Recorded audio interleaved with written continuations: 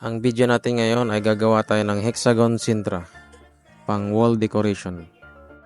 Ikat lang natin to gamit ang cutter. Gamitan natin ng roller na metal. Ito na siya guys.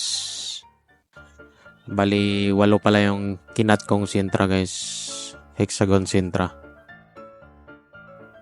Mamaya didikit na natin sa wall.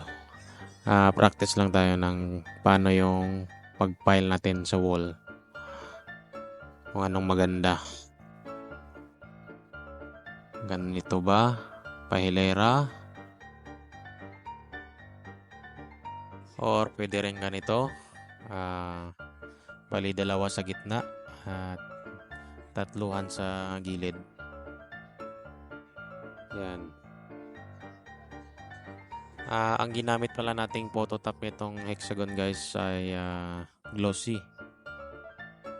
Yan, makintab siya. Tignan. Ngayon, maglagay lang tayo ng double-sided tape sa likod. Kahit isa lang, okay na. Madikit naman tong double-sided na nabili ko. Lahat lagyan.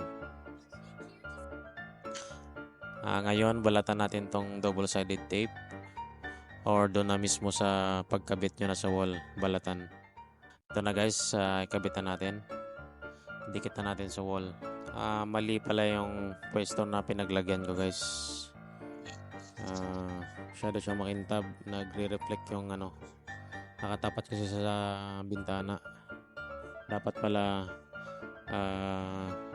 matte yung pinopototop ko rito.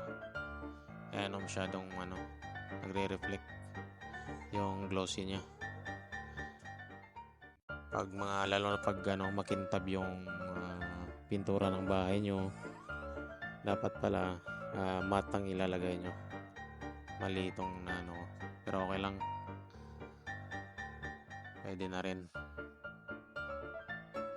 Maganda lang tong glossy pag mga kwarto, yung mga wala masyadong bintana, para hindi nagre-reflect yung araw, or yung wall nyo matte. Ayan na guys, ito na yan. Final na, nasa wall na siya guys. For next video, papakita ko sa inyo kung paano i-print yung hexagon at saka yung templates niya guys, kung paano gawin. Thank you for watching. Please subscribe my YouTube channel, Robin Gels. Thank you. Comment lang kayo pag may mga katanungan. Thanks.